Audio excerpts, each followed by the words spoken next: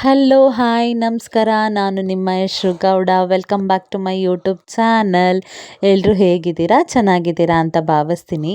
So ಇವತ್ತು ನಾನು ಬಿಸಿ ಬಿಸಿ ಹಾಲಿನ ಶಾವಿಗೆ ಪಾಯಸನ ಮಾಡ್ತಾಯಿದ್ದೀನಿ. ಇದು ತುಂಬ ಸುಲಭವಾಗಿ ಕೂಡ ಇರುತ್ತೆ, ತುಂಬ ರುಚಿಯಾಗಿ ಕೂಡ ಇರುತ್ತೆ. ಇದು ಮನೆಯಲ್ಲಿ ಬಂದು ಮಕ್ಕಳಿಗೆ ಮಾಡಿಕೊಟ್ರೆ ತುಂಬ ಇಷ್ಟಪಟ್ಟು ತಿಂತಾರೆ. ಸೊ ಇದಕ್ಕೆ ಬೇಕಾಗಿರೋಂಥ ಐಟಮ್ಸು 1 ಕಪ್ ಶಾವಿಗೆ, 1 ಕಪ್ ಸಕ್ಕರೆ, ಡ್ರೈ ಫ್ರೂಟ್ಸು, ತುಪ್ಪ, ಆಮೇಲೆ ಈ ಥರ ಕಪ್ಪಲ್ಲಿ ನಾನು 2 ಕಪ್ ಹಾಲನ್ನ ತೊಗೊಳ್ತೀನಿ. ಇವಾಗ ಒಂದು ಪ್ಯಾನಿಗೆ ತುಪ್ಪ ಹಾಕ್ಕೊಳ್ಳಿ, ಆಮೇಲೆ ಶಾವಿಗೆ ಹಾಕ್ಕೊಂಡು ಫ್ರೈ ಮಾಡ್ಕೊಳ್ಳಿ.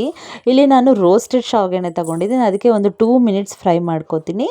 ನೀವು ಬೇಕಂದರೆ ನಾರ್ಮಲ್ ಶಾವಿಗೆ ತೊಗೊಂಡ್ರೆ ಒಂದು 5 ಮಿನಿಟ್ಸ್ ಫ್ರೈ ಮಾಡ್ಕೊಳ್ಳಿ, ನೋಡಿಕೊಂಡು ಮಾಡ್ಕೊಳ್ಳಿ. ಆಮೇಲೆ ಸ್ವಲ್ಪ ಶಾವಿಗೆ ಬೇಯಬೇಕು, ಒಂದು 70% ಬೆಂದಿದೆ ಅಂದಾಗ ಸಕ್ಕರೆನ ಆ್ಯಡ್ ಮಾಡಿಕೊಂಡು ಚೆನ್ನಾಗಿ ಮಿಕ್ಸ್ ಮಾಡ್ಕೊಳ್ಳಿ. ಯಾಕಂದರೆ ಫಸ್ಟೇ ಸಕ್ಕರೆ ಹಾಕ್ಕೊಂಬಿಟ್ರೆ ಶಾವಿಗೆ ಕರೆಕ್ಟಾಗಿ ಬೇಯಲ್ಲ. ಅದಕ್ಕೋಸ್ಕರ ಶಾವಿಗೆ ಒಂದು 70% ಬೆಂದಾದಮೇಲೆ ಸಕ್ಕರೆನ ಆ್ಯಡ್ ಮಾಡಿಕೊಂಡು ಚೆನ್ನಾಗಿ ಕುದಿಸ್ಕೊಳ್ಳಿ. ಆಲ್ಮೋಸ್ಟ್ ಚೆನ್ನಾಗಿ ಕುದೀತಾ ಇವಾಗ ನಾನು ತುಪ್ಪದ ಒಗ್ಗರಣೆ ಮಾಡ್ಕೊತೀನಿ. ಒಂದು ಸ್ವಲ್ಪ ತುಪ್ಪ ಹಾಕ್ಕೊಂಡು ಡ್ರೈ ಫ್ರೂಟ್ಸ್ ಎಲ್ಲ ಹಾಕ್ಕೊಂಡು ಚೆನ್ನಾಗಿ ಫ್ರೈ ಮಾಡ್ಕೊಳ್ಳಿ. ನೀವು ಬೇಕಂದರೆ ಇನ್ನೂ ಬೇಗ ಆಗಬೇಕು, ಏನಾದರೂ ಅರ್ಜೆನ್ಸಿ ಇತ್ತು ಅಂದಾಗ ಶಾವಿಗೆ ಜೊತೆಗೇ ನೀವು ಫಸ್ಟೇ ಪ್ಯಾನಿಗೆ ತುಪ್ಪ, ಡ್ರೈ ಫ್ರೂಟ್ಸು, ಶಾವಿಗೆ 3 ಹಾಕಿ ಫ್ರೈ ಮಾಡಿಕೊಂಡು ಆಮೇಲೆ ಕೂಡ ಹಾಲು ಹಾಕ್ಕೋಬೋದು. ಇಲ್ಲಿ ನಾನು ಸಪ್ರೇಟೇ ಹಾಕ್ಕೊಂಡೆ, ಯಾಕಂದರೆ ತುಂಬ ಒಂಥರ ಘಮ ಚೆನ್ನಾಗಿ ಕೊಡುತ್ತೆ ಅನ್ನೋದಕ್ಕೋಸ್ಕರ ಸಪ್ರೇಟೇ ಫ್ರೈ ಮಾಡ್ಕೋತಾ ಇದ್ದೀನಿ.